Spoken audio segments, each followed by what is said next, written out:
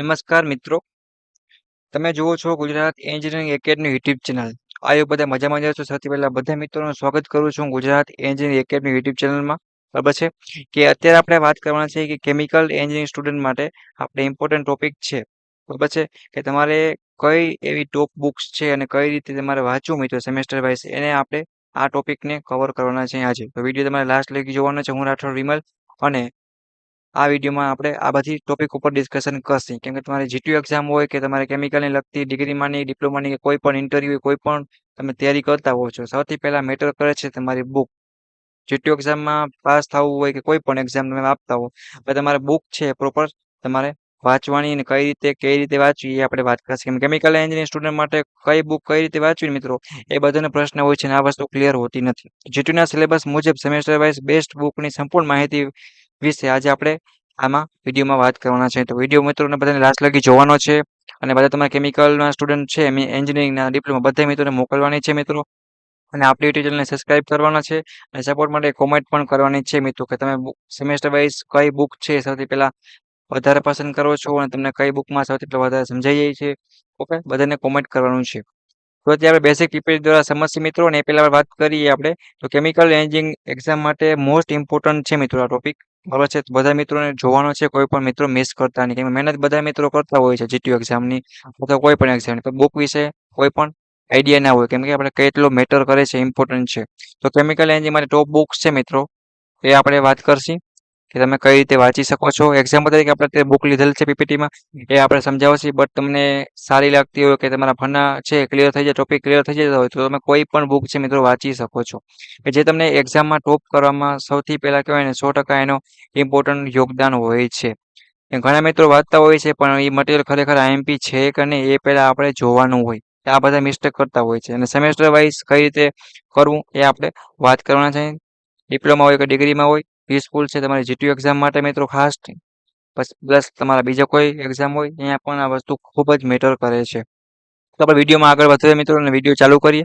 Top book for chemical engineering student માટે અને semester wise Gujarat engineering academy તરફથી video સમજાવવામાં આવે છે. ચાલો ઇન્ટ્રોડક્શનની વાત કરીએ મિત્રો તો આ વિડીયો દ્વારા તમે કેમિકલ એન્જિનિયરિંગ માટે દરેક સેમેસ્ટર માટે જરૂરી બુક વિશે આપણે આ આગળ વાત કરીએ પ્રમાણે જાણવાના છે અને યુઝફુલ થશે તો આપણે વાત કરીએ પ્રમાણે ડિપ્લોમા કે ડિગ્રીમાં કેમિકલ એન્જિનિયરિંગ વિદ્યાર્થી મિત્રો માટે.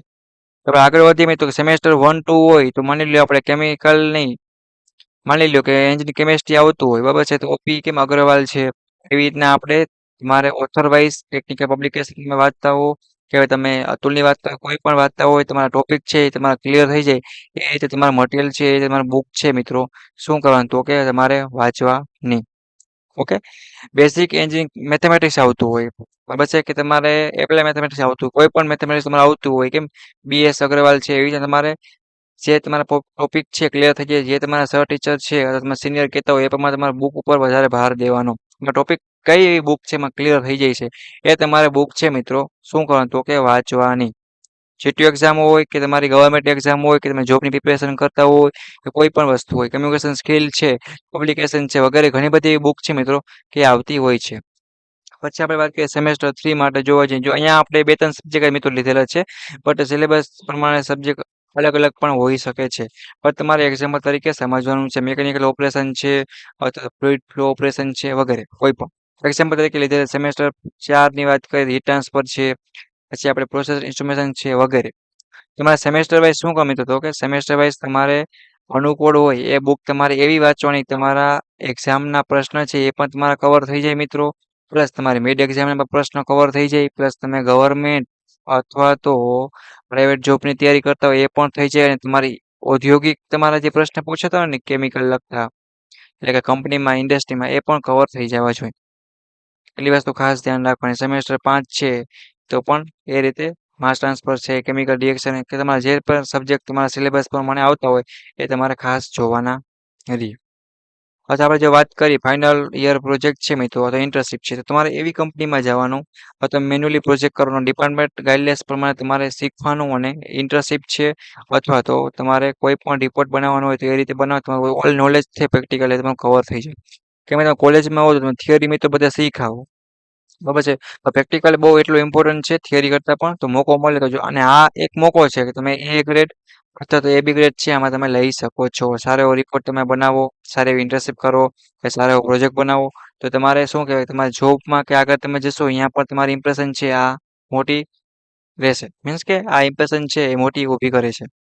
ઇન્ટર્નશિપ રિપોર્ટ છે તમારા ગાઈડન્સ જીટીયુના ફોર્મેટ પ્રમાણે જ મિત્રો બનાવો જેથી કરીને જો હવે તમારે એક્સટર્નલ વાઇવા છે એ બહારથી સાહેબ લેવા આવે તો માર્ક્સ છે આપણે કપાવવાના જે ફૂલ માર્ક્સ છે એ કવર કરવાના એ રીતે તમારે આગળ વધવાનું.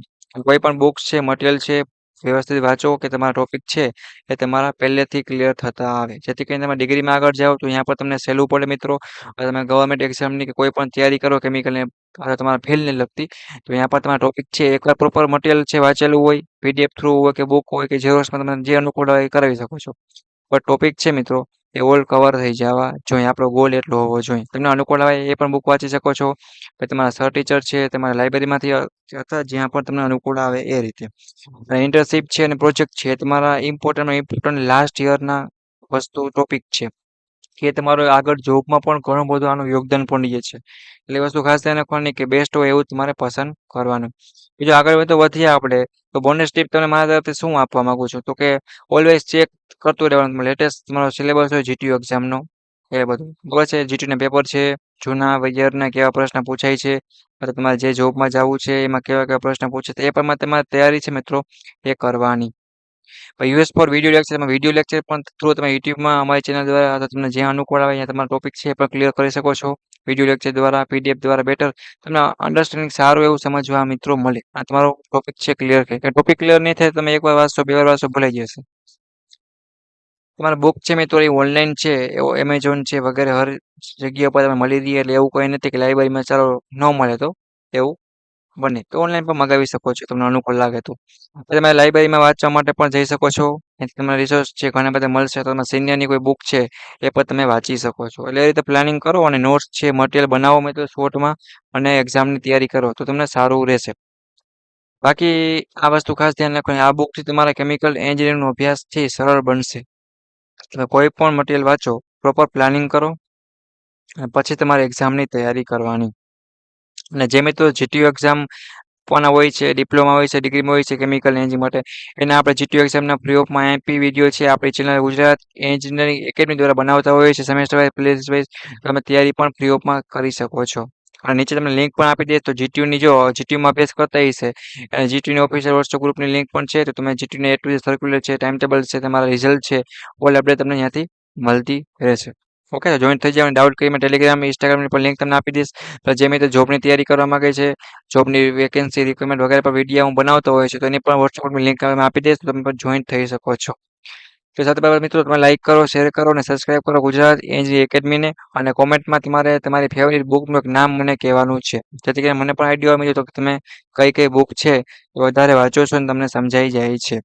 ઓકે બીજું તમને એક વસ્તુ ક્લિયર કરી દઉં કે તમારી એક્ઝામની તૈયારી છે એ તમારે લાસ્ટ યરમાં તો ચાલુ કરી જ મિત્રો દેવાની કેમ કે લાસ્ટ યર તમારા માટે બહુ એટલે બહુ શું હોય તો કે ઇમ્પોર્ટન્ટ હોય છે. છેલ્લું વર્ષ તમારું હોય ને મિત્રો એ સાવ એટલે સાવ ઇમ્પોર્ટન્ટ તમારા માટે હોય છે. તમારે જોબની પણ તૈયારી કરવાની હોય છે જો એન્જિનિયરિંગમાં છે તો ડિગ્રીમાં જવું છે તો ડીડી સાથે એક્ઝામની તૈયારી છે અથવા જોબની વગેરે માટે ટાઈમ મળે તો બેકલુક છે બરાબર છે કેટી છે આ બધું નહીં લેવાનું અથવા તો ફેલ છે એફએફ ગ્રેડ પણ નહીં લેવાનો અને તો તમે સારી રીતે તમને ટાઈમ મળે તમારી આગળ ફ્યુચર કરિયર તમારે બનાવવા માટે. તમારે કેમિકલ એન્જિનિયરિંગના કોઈ પણ વિડીયો છે કે કોઈ પણ ટોપિક ઉપર કે તમારે કાંઈ પણ પ્રશ્ન હોય મિત્રો તો અત્યારે કોમેન્ટ કરો હું એના પર મટીરિયલ તમારે બનાવવું છે આઈએમપી પ્રશ્ન જોઈએ છે કે કંઈ પણ તમારે ડાઉટ કેરી હોય તો કહેજો તો એના પર તમને વિડીયો ચોક્કસ 100% તમને બનાવી આપીશ ફ્રી ઓફમાં. પ્લસ કોઈને એડમિશન રિલેટેડ સ્કોલરશિપ રિલેટેડ મિત્રો કાંઈ પણ ડાઉટ કેરી હોય બરાબર છે તો મને અત્યારે કોમેન્ટ કરો તો પ્રશ્ન મેસેજ પણ કરી શકે છે. અને કોઈ પણ લિંક તમે યુઝ કરીને કોઈ પણ તમારા પોતાના સેમેસ્ટર વાઇઝ 5મા સેમમાં હો ડિપ્લોમા કે ત્રીજા સેમમાં હો તમે મેસેજ કરો તમારી અમારી યુટ્યુબ ચેનલની ટીમ છે તમને અમારા વોટ્સએપ ગ્રુપમાં જોઈન કરી દેશે. ઓકે તો આશા રાખું છું વિડીયો તમે સમજાઈ ગયો હશે. કોઈ પણ તમે એક્ઝામની તૈયારી કરો મેં તો જીટીયુ એક્ઝામ હોય કે કોઈ પણ વ્યવસ્થિત બુક છે મટીરિયલ છે વાંચો અને પછી તમે આગળ વધતા રહ્યો ક્યાંય જરૂર પડે છે તો કહેવાનું રહેશે. ઓકે સબસ્ક્રાઈબ કરી આ વિડીયો તમારા બધા મિત્રોને મોકલો મિત્રો જેથી કરીને પણ આઈડિયો આવે કોઈ પણ મટીરિયલ છે તૈયારી કરતા પહેલા મટીરિયલ આપણે એકવાર ચેક કરી વ્યવસ્થિત વાંચો. મેં એક્ઝામ તરીકે મિત્રો બુક લીધેલા હતા અને અમુક સબ્જેક્ટ લીધા હતા તમે તમારા જે નવા અપડેટ સિલેબસ પ્રમાણે સબ્જેક્ટ હોય મટીરિયલ્સ હોય બુક હોય તમને અનુકૂળ લાગતી હોય કે તમારું ફંડા બધા ક્લિયર થઈ જતા હોય પ્રશ્ન તમને સમજાઈ જતા હોય એવી તમારે બુક વાંચવાની રહેશે. ઓકે મિત્રો, તો વિડીયોને પૂરો કરું છું. આપણે નેક્સ્ટ મુલાકાત લેશું આવા જ તમારા બીજા ઇમ્પોર્ટન્ટ વિડીયો સાથે. ત્યાં લગી સબસ્ક્રાઇબ કરો અને બધા દોસ્તોને મોકલો. ઓકે મિત્રો, થેન્ક યુ.